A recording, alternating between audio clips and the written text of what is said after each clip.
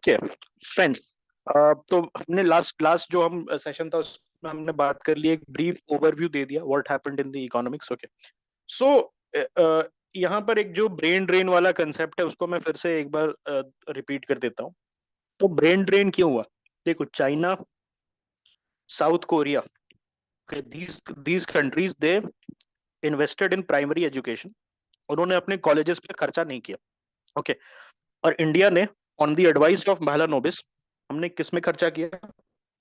Tertiary education, that is IIM, IITs and AIIMS. Okay, हमने ये सारे पे खर्चा किया। इसको हम टेम्पल्स ऑफ मॉडर्न इंडिया बोलते हैं। यहाँ पर देखना कि क्या हम एक तरीके से इंडियंस इस लेवल पे, ओके, इस लेवल पे इंडियंस की फजीहत हुई थी। मैं बताता हूँ कैसे।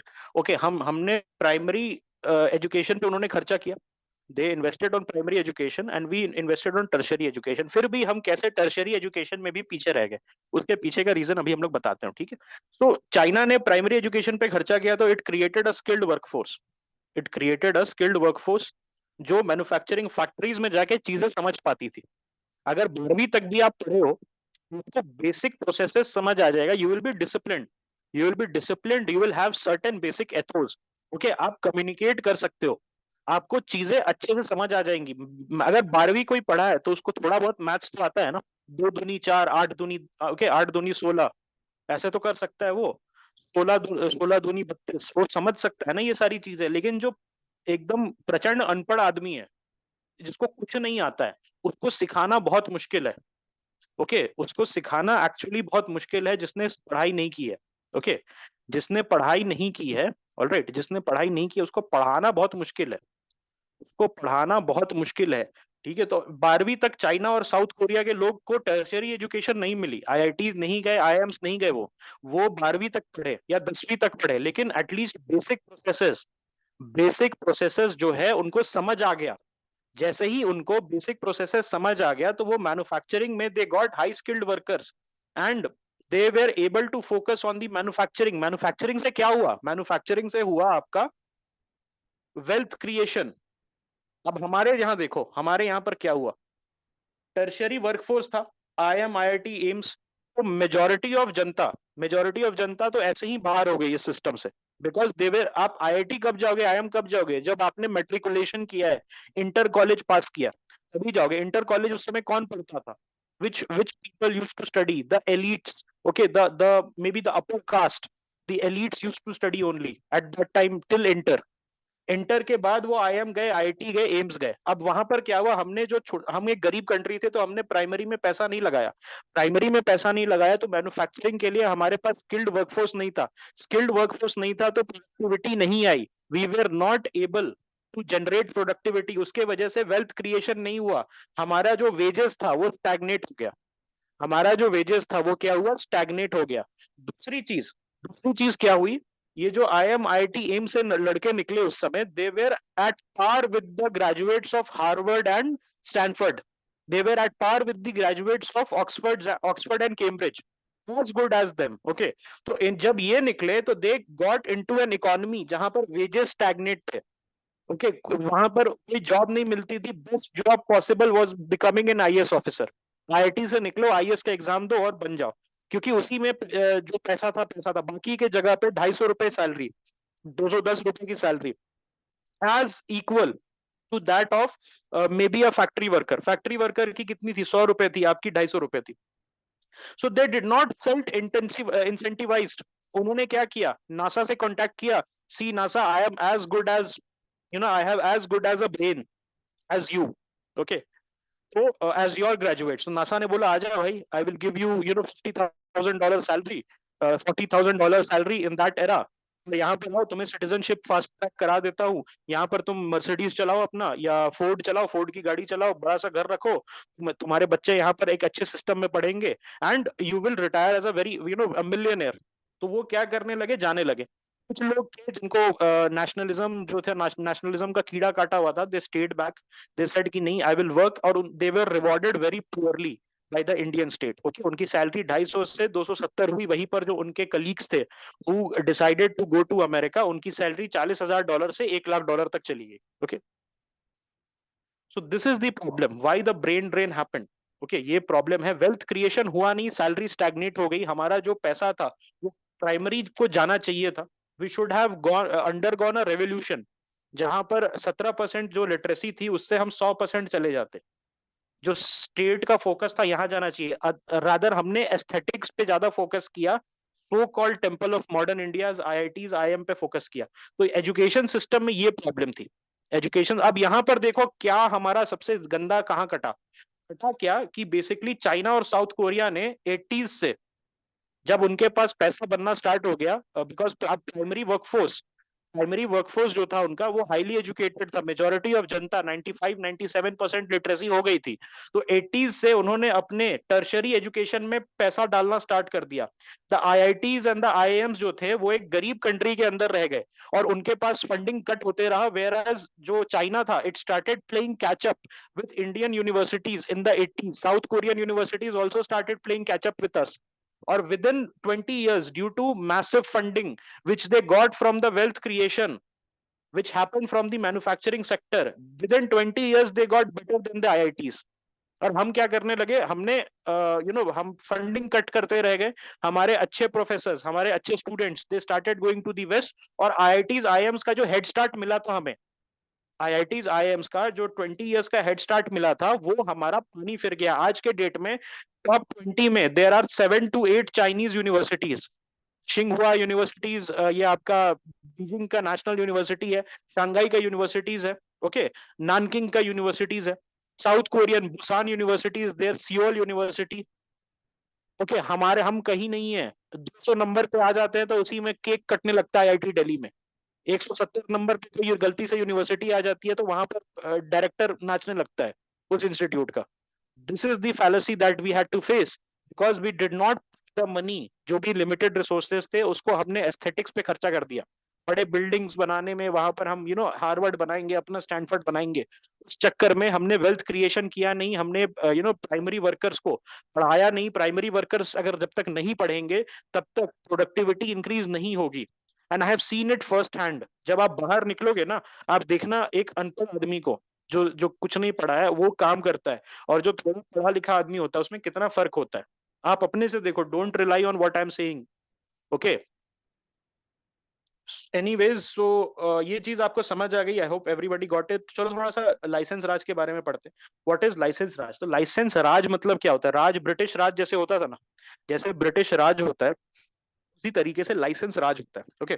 तो this was the rule of not the colonialist, this was the rule of the bureaucracy।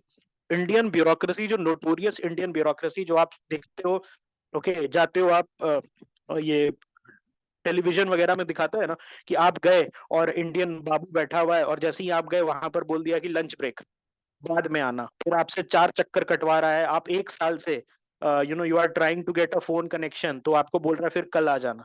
तो ये जो कल आ जाना, अभी लंच ब्रेक है, ये कब स्टार्ट हुआ? This started in the 1970s under Indira Gandhi, okay. So you can say that जो हमारा एक्चुअल जो हमारा डाउनफॉल है that happened in the 70s and the 80s।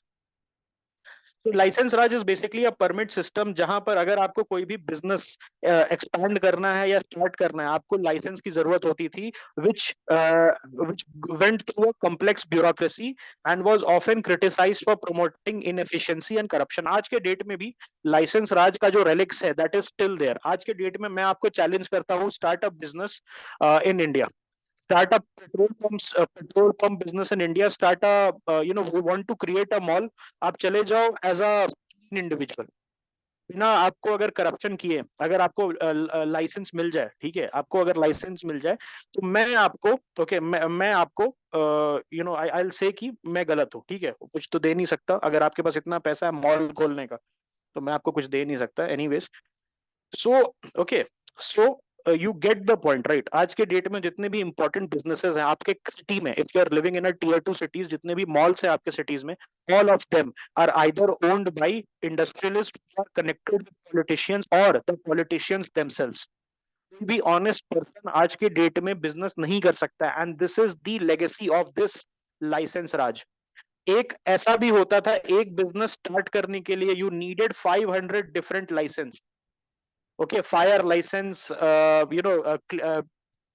Export clearance licence, import clearance licence, उसके बाद नक्शा पास कराना होता था, लेबर लाइसेंस, 20 आदमी से ज्यादा अगर आप रहे हो तो उसका लाइसेंस। तो at every stage there was a vulture in the face of a bureaucrat sitting who wanted to extract। अगर आप एक ऑनेस्ट आदमी थे तो एक लाइसेंस लेने में आपको 1 साल लगता, और 500 लाइसेंस लेने में 500 साल। इसका मतलब it was impossible to start a business during the 1970s। इसमें डायरेक्ट इसका किसका हाथ है? ये सोवियत स्टाइल ब्यूरोक्रेसी का हमने कॉपी किया है। This is the copy of the Soviet style bureaucracy. Okay, मैंने बताया ना आपको, लास्ट लास्ट सेशन में हमने बात की थी ना, सोवियत यूनियन का इसमें वो आ गया था, Soviet Union had interfering into system. तो ये जो लाइसेंस राज है, basically it started after the Soviet interference, because Soviet style complex bureaucracy was introduced in India as well. हमारे पास पहले से रॉ मटेरियल थे अपने आप को बर्बाद करने के लिए, लेकिन जो एक्चुअल बर्बादी है वो हमारी 70s में स्टार्ट की थी।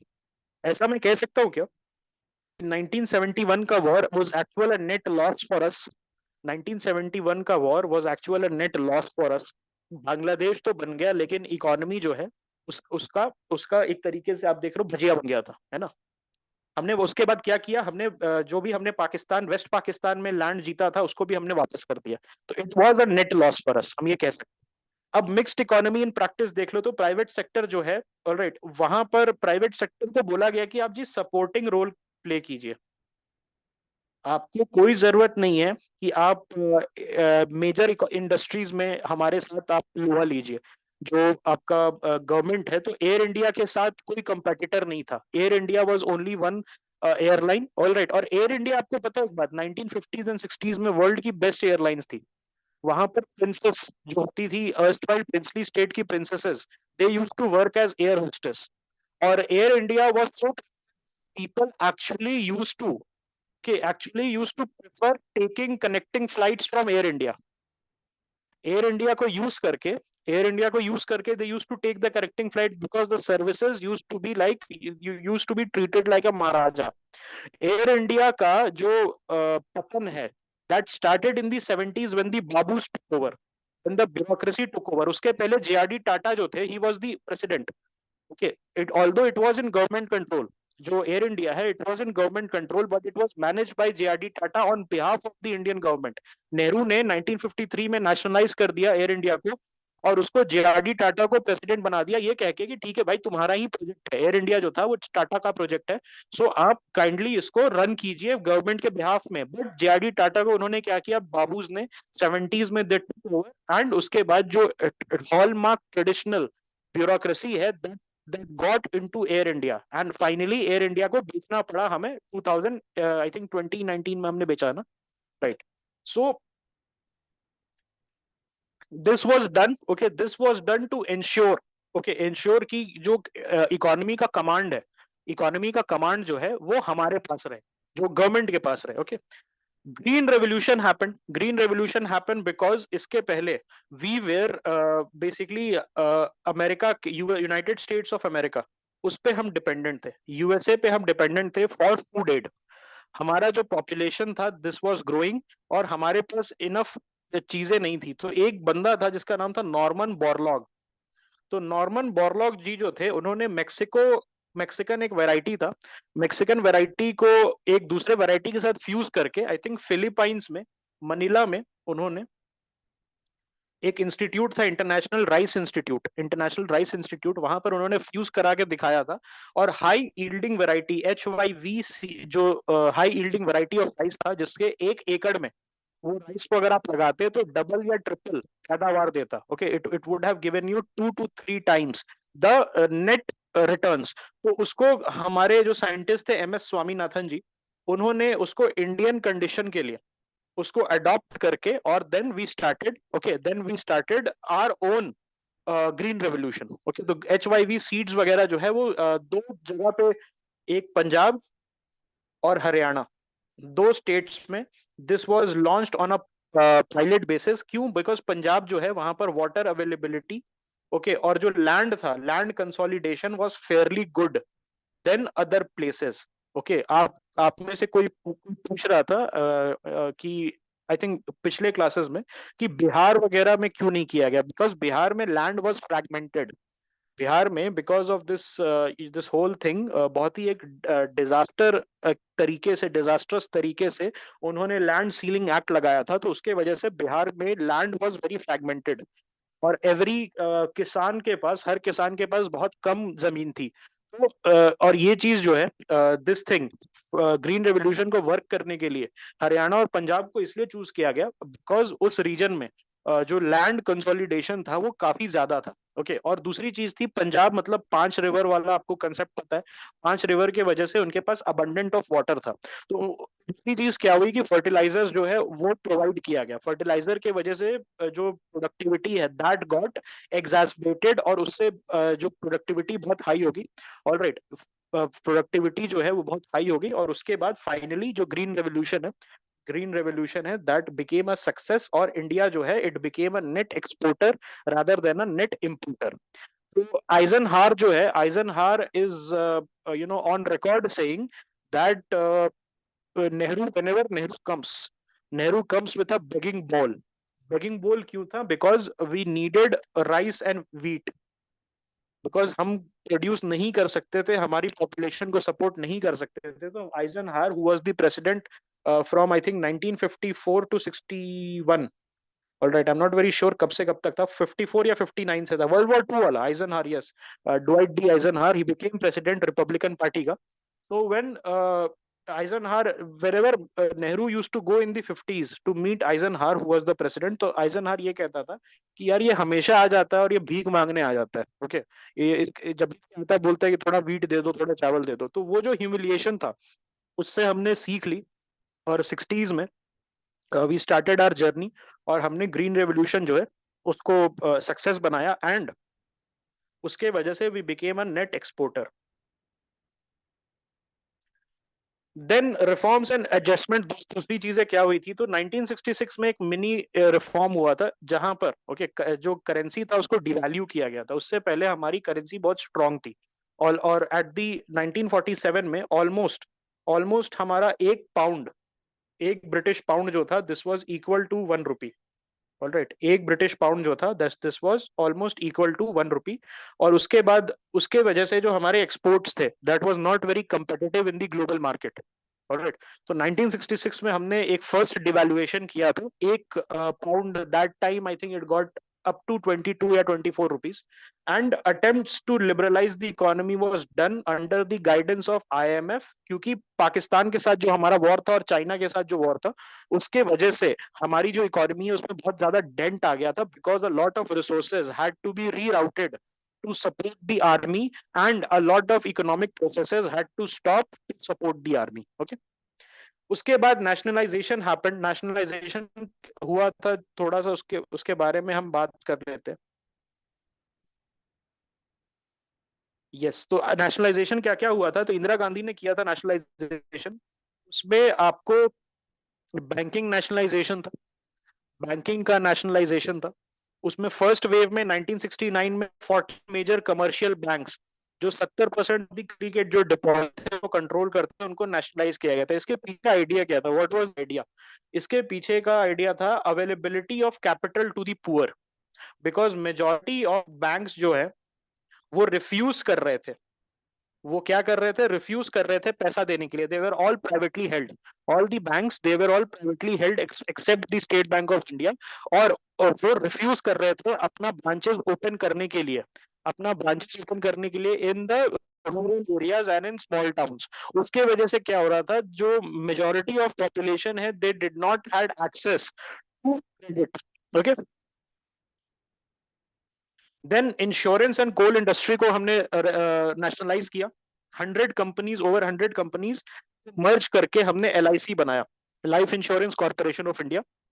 कोल इंडस्ट्री 1973 में जो प्राइवेट कोल माइंस थे उसको हमने टेक अप कर लिया। उसके पीछे का रीजन क्या था, सबसे पहले लेबर वेलफेयर।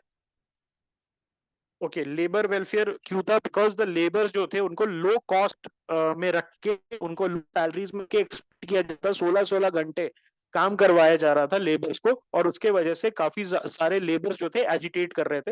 एंड दूसरा रीजन क्या था, जो इंडिया का एनर्जी रिसोर्सेज था उस पर इंडियन गवर्नमेंट अपना कंट्रोल करना चाह रही थी, और ताकि उसका एलोकेशन जो है उसको बेटर कर सके। यहाँ पर एक फैलेसी क्या थी, ये हमारी सोच थी कि हम अपने कंट्रोल करेंगे तो करप्शन कम होगा, बट जो करप्शन था वो अब ज्यादा बढ़ गया, बिकॉज जो ब्यूरोक्रेट्स हैं, कोल इंडिया लिमिटेड वगैरह जो है, ये सारा जो ऑर्गेनाइजेशंस है, ऑलराइट, तो उसके जो ब्यूरोक्रेट्स है, they got into with the local local mafias, and then what happened, उसके बाद क्या हो गया, that जो coal है, उसका production actually came down. Private sector जब तक था, till private sector was there, जब तक प्राइवेट सेक्टर था तब तक जो कोल प्रोडक्शन था वो it was at a respectable number. लेकिन जब गवर्नमेंट आई तो उसके बाद जो कोल प्रोडक्शन था that actually got less. Okay, उसके वजह से एक प्रॉब्लम ये रही कि कोल जो प्रोडक्शन था हमारा, मिनरल जो सिक्योरिटी थी, actually it came down. Then second wave of bank nationalization happened in 1980। 1970 में तो उन्होंने कर दिया था, ओके, 1969 में कर दिया था, 1970 में कर दिया था। Then the second nationalization happened in 1980, जहां पर 6 और बैंक्स जो थे, मेजर बैंक्स, उनको प्राइवेट हैंड से लेके उनको थोड़ा सा कंपनसेशन देके एंड उनसे ले लिया गया। उसके बाद ऑयल कंपनीज, जितने भी मेजर फॉरेन ऑयल कंपनीज थी जो दिग्बोई में काम कर रही थी, उस समय तक बॉम्बे हाई नहीं हुआ था। Bombay High, you all know, Bombay High हमारा मेजर हब है ऑयल प्रोडक्शन का, it is off the coast of Bombay. लेकिन दिग्बोई में, असम में, it was the only place जहां पर ऑयल प्रोडक्शन हो रहा था। तो वहां पर कुछ फॉरेन कंपनीज थी, उनसे हमने वापस लिया कंट्रोल दिग्बोई ऑयल फील्ड्स को, और ओएनजीसी को और इंडियन ऑयल कॉर्पोरेशन को हमने दे दिया। 1975 में ओएनजीसी जो है उसको मैंडेट मिला था बॉम्बे हाई के लिए। तो don't get confuse, Bombay High is a very new oil field. 1975 में एक्सप्लोरेशन स्टार्ट हुआ था, alright, and then later on 1980s 1990s में वहां पर जाके हमने ड्रिलिंग स्टार्ट कर दी थी। ओके, इसके पीछे का रीजंस क्या था, what was the reason behind nationalisation? तो पॉपुलिस्ट मेजर्स था। नेशनलाइजेशन जो था उस समय, it was a very populist measure, not only in India, India में ही नहीं, लेकिन आपको मैंने क्या बताया था, 1956 में सुएज कैनाल को भी गैमल अब्दुल नसीर ने नेशनलाइज कर दिया था। एंड गैमल अब्दुल नसीर जो है, he became very popular. Nationalisation जो है, it was a very popular move, specially among third world countries.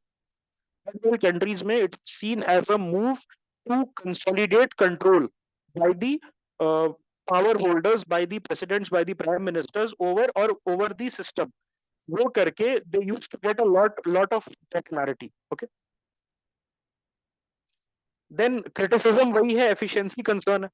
Efficiency का कंसर्न है कि कोल फील्ड्स, हमारे ऑयल फील्ड्स, उन सभी का जितना भी टोटल प्रोडक्शन है, that actually came down. Banks जो हैं, they started getting a lot of bad loans, they started getting a lot of interference. पहले जो बैंक्स थे, दे वर रन एफिशिएंटली। उसके बट आफ्टर नेशनलाइजेशन, जो बैंक है जो फेमस, अभी लंच कर रहा हूं बाद में आना, ये स्टार्ट कब हुआ? After the nationalisation of banks happened. उसके पहले जो बैंक्स थे, they were run I think a lot more professionally. Okay, हम ये कह सकते हैं, they were run in, although they were run only in cities, but they were run more professionally. जैसे किसी कंपनी को नेशनलाइज करते हैं तो मालिक को adequate compensation, adequate according to the government, not according to the malik. The malik can always go to the court.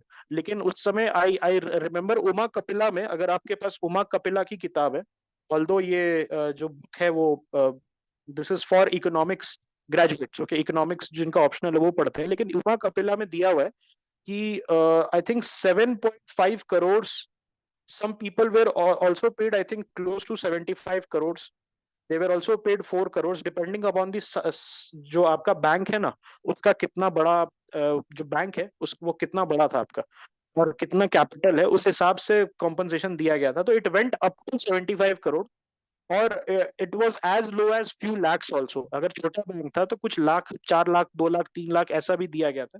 तो it depended upon कि कितना बड़ा बैंक है और गवर्नमेंट का क्या असेसमेंट है। दूसरी चीज अनऑफिशियली ये भी थी कि आप जो as a as a owner of that bank और as a owner of that company, आप सिस्टम के कितने क्लोज हैं। सिस्टम के जितने आप क्लोज रहते उतना आपको बेटर कॉम्पनसेशन आप नेगोशिएट कर सकते थे। अगर आप सिस्टम के क्लोज नहीं थे, फिर भी आपका बैंक वगैरह था, तो आपको कम कॉम्पनसेशन मिलता, बिकॉज आपकी नेगोशिएटिंग पावर कम थी।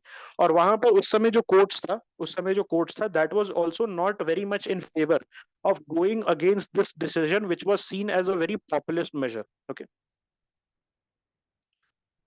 इसका इम्पैक्ट क्या हुआ इंडियन इकोनॉमी पे, तो जो नेशनलाइज्ड बैंक्स है they were able to use the fund development fund जो थे उसको डेवलपमेंट प्रोजेक्ट्स वगैरह ऑलराइट उसमें लगा सकते थे। रूरल एरियाज में ब्रांचेस जो थे, common service area, alright common service area का कंसेप्ट, यूनिवर्सल सर्विस एरिया का कंसेप्ट यहाँ पर क्या था, what is CSA and USA, universal service area या कॉमन सर्विस एरिया। इसका मतलब भाई लद्दाख के गांव में और अरुणाचल के छोटे से कस्बे में भी एक बैंक का ब्रांच होगा। That is your universal universal common service area.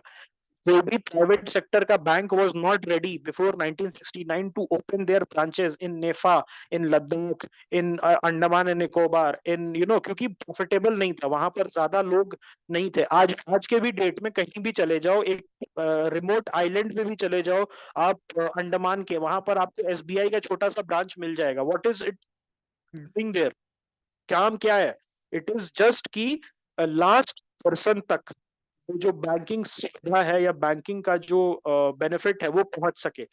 The private companies, they were not ready to expand from maybe Delhi, Bombay, Bangalore, Calcutta, Chennai, यहाँ से निकलना नहीं चाह रहे थे वो।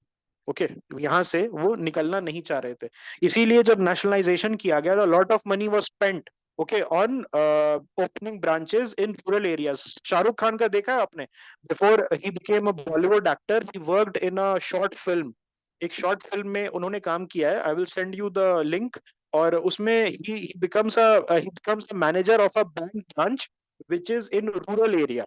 और वहां पर स्ट्रगल्स, नहीं फौजी नहीं दोस्त, फौजी नहीं, एक दूसरा है, this is it is available on YouTube, beautiful, beautifully done, beautiful acting.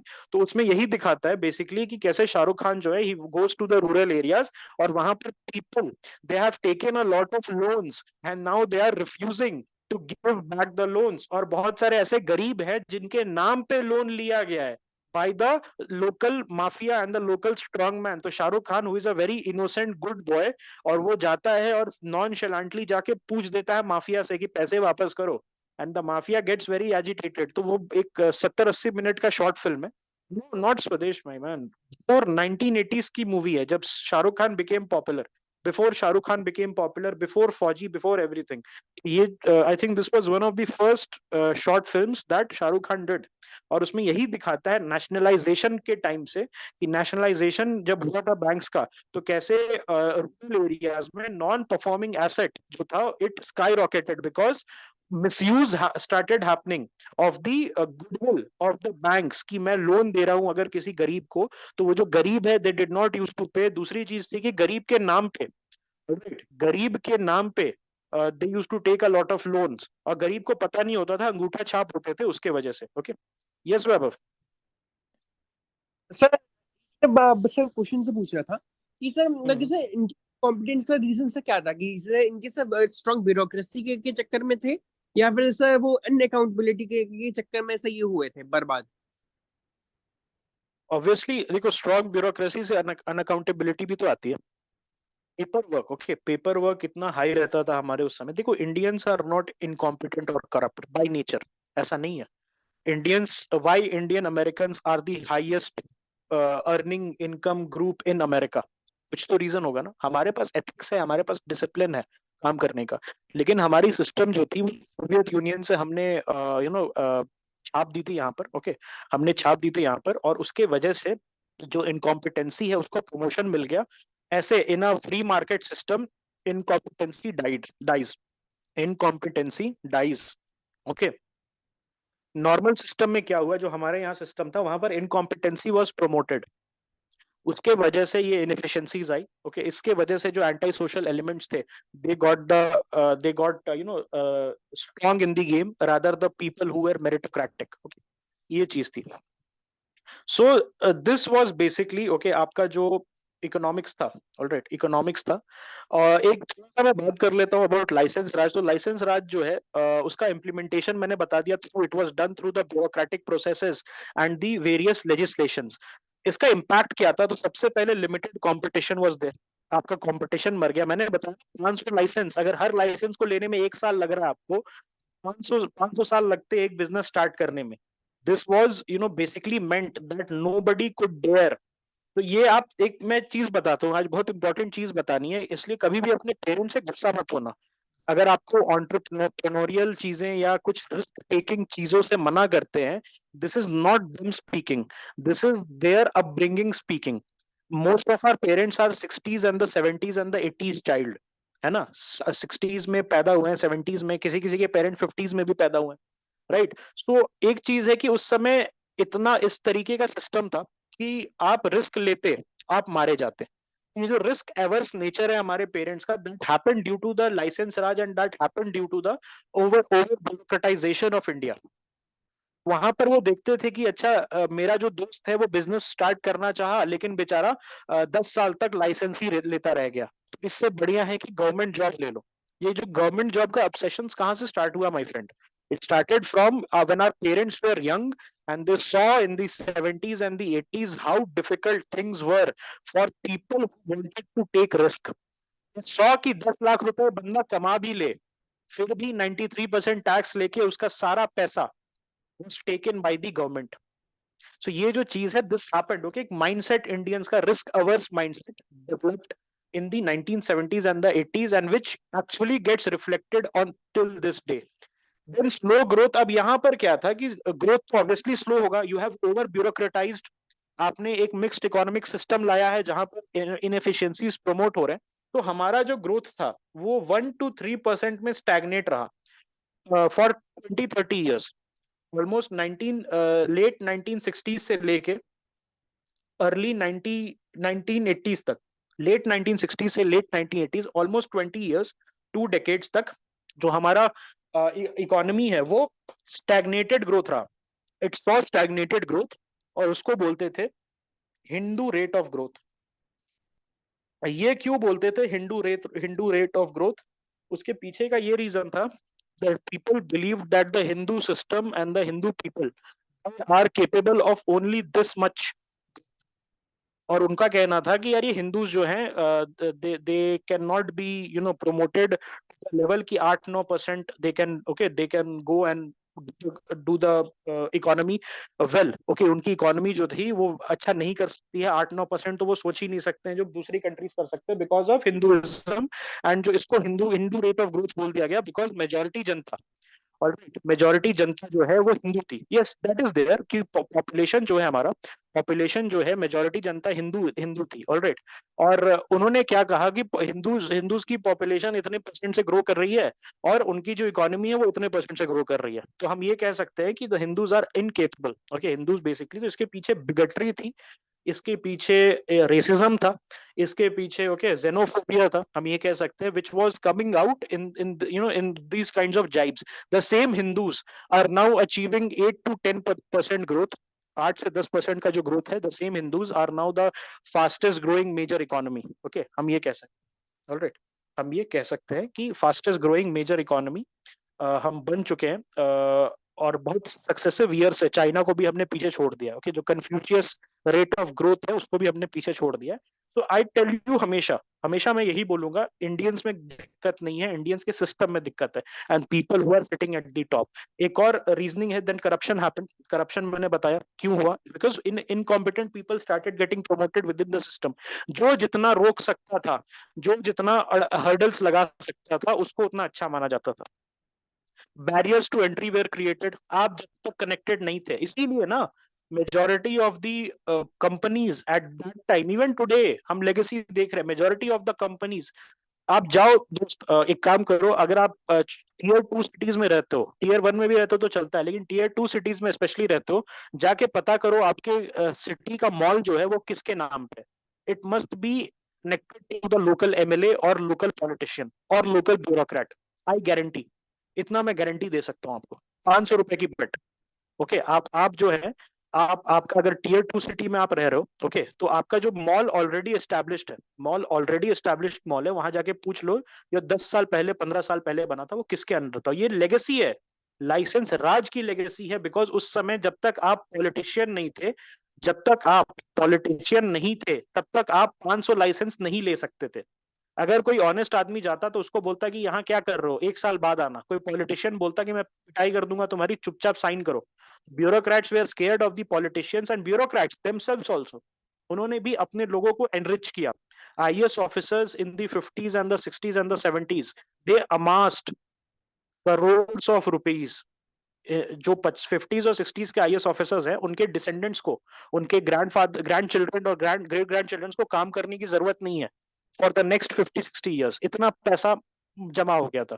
तो ये corruption, barriers to entry, slow growth, all of these are the relic of those time. Okay, और अभी तक हम सफर कर रहे हैं उसके वजह से. हम आज तक हम सफर कर रहे हैं. मैन्युफैक्चरिंग सेक्टर जो था उसको एकदम खत्म हो गया हमारा manufacturing sector. We relied on PSUs like HMT, Hindustan Motors.